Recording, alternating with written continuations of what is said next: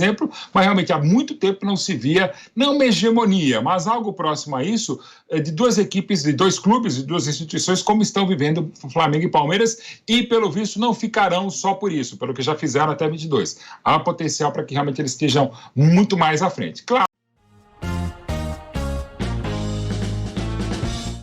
Salve, salve galera, beleza? Sejam todos bem-vindos a mais um vídeo aqui do canal Treineiro.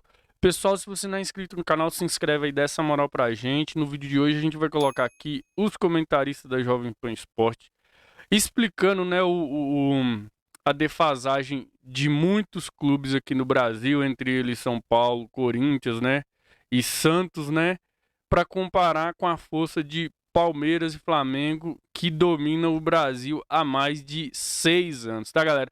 Então deixa o like aí no nosso canal, se inscreve e bora para mais um vídeo aqui no canal Treineiro. Flamengo e Palmeiras. Eles estão nesse processo, claro, que não começa de uma hora para outra, desde 2016. Desde 2016, naquela disputa quase que ponto a ponto pelo título brasileiro de 16, que Palmeiras e Flamengo estão nesse patamar mesmo, estão nesse nível. E não estão a fim de sair. Você vê o próprio Atlético Mineiro entrando, o Atlético Paranaense faz um trabalho bárbaro também dentro do modelo dele. Com a entrada das SAFs a gente pode ter, e esperamos que tenhamos mais clubes assim. A entrada do Corinthians, que a gente já falou bastante a esse respeito, né? Outros que não conseguem entrar, como é o caso do São Paulo, momentos delicadíssimos institucionais do Santos, mas que pode virar de um jogo para outro, porque é bom ou mal lembrar, por exemplo, do torcedor do São Paulo, aquela profundamente infeliz declaração do presidente, então, Carlos Miguel Aidar, quando ele havia conseguido a contratação do Allan Kardec do Palmeiras, dizendo que era mais um processo, aquele choro, aquela reclamação do então presidente Paulo Nobre do Palmeiras, que era mais um processo dentro do apequenamento da Sociedade Esportiva Palmeiras. E de lá para cá, não vou dizer que o São Paulo se apequenou, não é isso, mas o Palmeiras voltou a ser o Palmeiras e o São Paulo está vivendo os piores dias da história do São Paulo, muito por conta do que fez Carlos Miguel Aidar naquele processo, não na contratação do Allan Kardec, mas já havia feito antes ao dar o terceiro mandato ao Juvenal Juvencio e tanta coisa que tem dado errado no Morumbi. Então, assim, é um processo que não é de uma hora para outra. O Flamengo começou a se reorganizar em 2013, coincidentemente, o mesmo ano em que o Palmeiras teve o Paulo Nobre assumindo, mas eram situações distintas, porque grupos distintos, economias distintas, instituições, associações completamente diferentes, e as coisas começaram a dar certo. O Palmeiras no finalzinho de 15, já com o próprio título 16, o Flamengo um pouquinho mais para frente, mas olha a força que tem o Flamengo, como aliás já tinha historicamente, e era um caso quase que de polícia, quando não era mesmo de polícia, como aconteceu há 21 anos na Gávea, com o ex-presidente Edmundo Santos Silva, que um clube com tamanha torcida, com tamanha força como o Flamengo, fosse tão mal gerido, em alguns casos até tão criminosamente gerido ou mal gerido, desgovernado como o Flamengo. Então basta arrumar a casa, e não é só arrumar, e também não é tão basta, até porque há uma cobrança exacerbada de torcida da própria mídia, por reforços para que o Flamengo tenha um futebol sempre de 81, como teve espetacularmente também agora recentemente em 19, até quando se é campeão se cobra algo além até da própria condição técnica e esportiva da equipe, enfim. Mas é realmente um processo que é inexorável, que aí são exemplares Flamengo e Palmeiras, e não só eles, e cada um dentro do seu exemplo, mas realmente há muito tempo não se via, não uma hegemonia, mas algo próximo a isso, de duas equipes, de dois clubes, de duas instituições, como estão vivendo Flamengo e Palmeiras, e pelo visto não ficarão só por isso, pelo que já fizeram até 22. Há potencial para que realmente eles estejam muito mais à frente. Claro, sempre lembrando que o futebol não é banco imobiliário, não é porque você investe mais que você vai ganhar mais título. Mas, de modo geral, quando se investe mais e com uma certa autoridade, sobretudo com uma sobriedade, os resultados vêm também dentro de campo, que são os casos de Palmeiras e Flamengo. E Vamp, muitos clubes vão precisar se adaptar, né? Até com certo atraso a essa nova realidade que não sei se dá para dizer, mas eu acho que é mais ou menos isso, seguir os passos de Palmeiras e Flamengo, né? De ter uma administração focada, né, não só em você ganhar títulos a qualquer custo, mas também em manter uma base, né, que seja, no mínimo, competitiva a longo prazo também, não pensando só ali a curto prazo, de uma temporada, de ganhar títulos e depois ver o que vai dar. A principal liga do mundo hoje, né, é a Premier League, né? Ali tem o Big Six, que eles falam Big Six, os 6 primeiros, né? Que todo mundo ali tem dinheiro. Sim. Todo mundo tem dinheiro. Mas o United aí queima dinheiro a roda, aí contrata e vai e não dá certo. O City um pouco mais equilibrado, ganhando títulos. O Arsenal também gastando muito, fazendo muitos investimentos. O próprio Tottenham também gasta também sua moeda. Chelsea. E aqui, diferente aqui no Brasil, aqui, a gente vê Flamengo e Palmeiras se distanciando de todo mundo, isso é de verdade mesmo. Não tem como omitir nos últimos anos. Passei em frente ao estádio do Atlético. O novo, né? Que é isso. Deve ser um belo mais linda estádio. do mundo. E as SAFs agora estão chegando, a gente realmente não sabe qual é o objetivo de cada um, né? Porque nem toda SAF vem aqui, né? Nem todo O Curitiba investidor... virou SAF, Bruno? Não. Acho que ainda não, mas pode estar caminhando para isso. Nem todos chegam aqui para disputar título. Às vezes o objetivo do investidor não é disputar título, é vender jogador, ou é disputar as competições. Se eu classificar para a Libertadores tá bom, vou ganhar um dinheiro da Libertadores, cota de TV, aí vou vender um outro jogador. Não é todo mundo que chega aqui, daqui a 2, 3 anos eu quero estar disputando o título brasileiro ou disputando o título da Libertadores. Então a gente vai ver aos pouquinhos qual é o objetivo de cada SAF. O Ronaldo no Cruzeiro, por exemplo, ele sempre faz questão de dizer que vai bem pé no chão. Se o Cruzeiro vier disputar grandes títulos, vai demorar um pouquinho, ele vai aos poucos. Mas uma coisa dos outros que ainda não são SAF e estão mal, falando de São Paulo e Corinthians, o Corinthians ainda tem um elenco mais caro, o São Paulo não. Eu acho que liga pelo menos uma alerta quando o Vasco, que agora é SAF, ele compra um titular do São Paulo como é o Léo Pelé. O torcedor do São Paulo pode até não gostar do Léo, né? Pode achar que bom que o Léo está sendo vendido, e até foi um bom valor, foi 16 milhões de reais. Mas o Léo, ele é titular do São Paulo há uns 3 anos, pelo menos. Não vai ser tão fácil substituir um zagueiro canhoto de boa saída de bola. E joga atrás esquerdo também, né? São Paulo está com pouco zagueiro. Então, assim, fica o torcedor, principalmente num clube que não está ganhando, e o Léo está aí desde 2019, então quem está há mais tempo acaba se desgastando mais, como o caso do Igor Gomes também.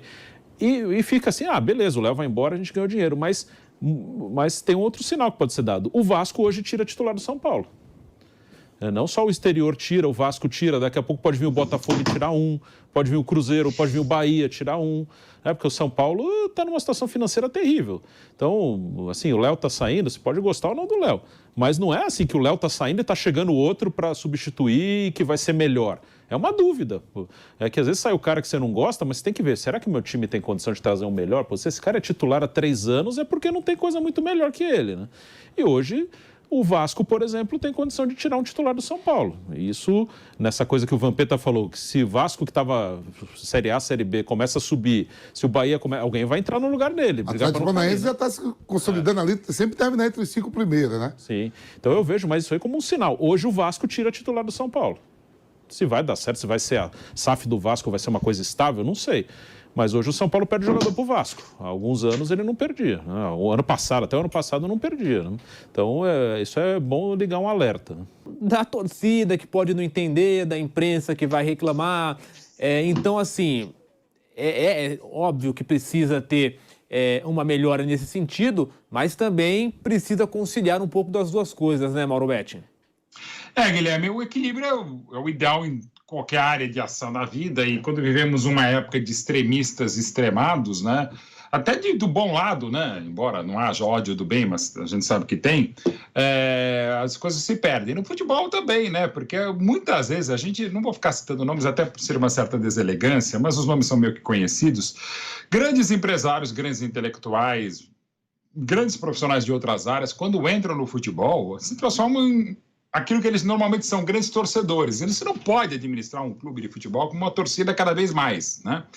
Como se fosse apenas como um torcedor. A paixão tem que ter, claro, para você não conspurcar os ideais da equipe, a base, a história, os símbolos, as parcerias, o torcedor, o sentimento, que é uma coisa às vezes intangível, né? Mas o básico, né? Então, você tem que ter uma tabelinha, né? Uma sociedade mesmo, uma associação, um casamento, uma relação comercial, esportiva, técnica, administrativa, enfim, que seja.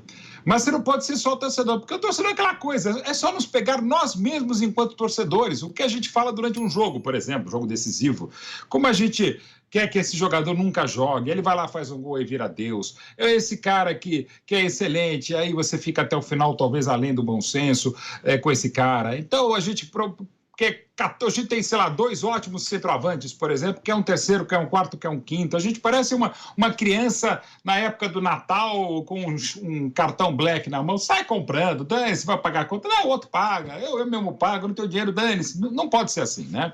Então a gente já viu vários exemplos, exemplares, pessoas da sociedade civil, quando administradoras do clube, como presidente, vice, fazendo parte do conselho, diretor de futebol, como eles fazem pataquadas absurdas, né? Então, o ideal é você ter o cara, digamos assim, o estatutário, aquele que é um apaixonado, nasceu torcedor de um clube, e o profissional. Claro, o ideal mesmo é você ter um baita CEO que saiba da paixão do clube e consiga dar uma contrabalançada. Mas se você só tiver o cara que é frio, é o planilha, é o Zé Excel, não, é isso e não pode ser só isso, também não é legal. Mas você também só ter um aloprado, como qualquer torcedor, um pouco mais, um pouco menos, também não é legal. E você, se você vai ter esse cargo, se eletivo, se é indicado, que seja eletivo no caso de um presidente, é indicado pelos pares de diretoria, pelo presidente, precisa ser um CEO, diretor de futebol, estatutário, enfim, você também não pode ficar na grita da galera, nas redes antissociais, o que a gente fala aqui no Bate-Pronto da Jovem Pan e outros veículos de comunicação, que também a gente não tem quase que nunca um compromisso com o equilíbrio, a gente não sabe das contas, e se soubesse também a gente teria essa ação mais do que do torcedor, do que um profissional do futebol. E outra coisa também que eu, pelo menos, falo há quase 30 anos, há 30 anos mesmo, quando começaram exemplos aqui e ali, mais ali do que aqui, de clubes e empresas. Não é porque o cara é um profissional do futebol que necessariamente ele é um cara mais estudado, perfeito, até para essas nuances do futebol e de outras áreas de atividade, em outros campos do saber e da falta de sabedoria humana. Que o cara é uma boa. O cara, muitas vezes, ele é um remunerado do futebol do que provavelmente um profissional. Ele é pago, e muitas vezes muito bem pago, e tem que ser bem pago, para ser mais um desses, para ser mais um amador, na pior acepção do termo, né? Às vezes, aliás, no futebol, eu prefiro mais um sentimento amador do que o profissional, ou, repito, muitas vezes mais remunerado do que o profissional. Então, você tem um cara que peite, no bom sentido, que fala, a torcida está querendo centroavante, mas não tem dinheiro para isso. Se eu botar um centroavante aqui, eu quebro a união, eventual união dentro do elenco, tenho problemas com a comissão técnica, com o treinador, com as contas que eu não consigo pagar, posso sofrer um ban da FIFA, um transfer ban da FIFA, enfim, tem várias outras situações que o cara conhece mais e deveria conhecer muito mais do que a gente. Então o cara tem que ter coragem para falar, não, velho, eu não tenho condição, a gente não tem como comprar um jogador, talvez subir da base, olhe lá, né? Enfim, então você tem que ter essa coragem para não vai da galera, porque a galera vai pedir 15 goleiros, 17 centroavantes, a cada 3 derrotas, uma das barbaridades que a gente fala na imprensa esportiva, time grande não pode perder 5 jogos seguidos. Às vezes até pode, e às vezes pode até ganhar 5 jogos, você discutir é muito o trabalho da comissão técnica. De novo, é jogo a jogo discutido, mas não ser tão... Chega, Mauro Betting. Bom, o negócio é o seguinte, mano. Quem não entrar numa administração aí, vamos dizer assim, sustentável, velho, vai sair fora do jogo, entendeu? Palmeiras, Flamengo e Palmeiras estão muito à frente no quesito administração, entendeu? Os times já vai fazer 10 anos aí que esses dois times aí ganham tudo aqui no país, né, gente? Então não é à toa, né? O clube é bem administrado, né? O dinheiro que entra bonitinho é o dinheiro que é gastado, né? Tem os erros eventuais e tal, mas não dá para acertar tudo, né? Mas os caras estão muito à frente do restante dos clubes aqui no país, né? Em termos de administração. Então, time grande aí que ficaram muito para trás e estão querendo voltar, meu amigo, vão ter que fazer uma faxina lá dentro dos seus clubes, né, galera? O Atlético Paranaense também é bem administrado. Então é o seguinte, deixa aí no comentário o que vocês acham aí da administração do seu clube. Comenta aí o clube que você torce, né, se está bem administrado, tá? Deixa o like aí, se inscreve no canal e até o próximo vídeo aqui no canal Treineiro, companheiros.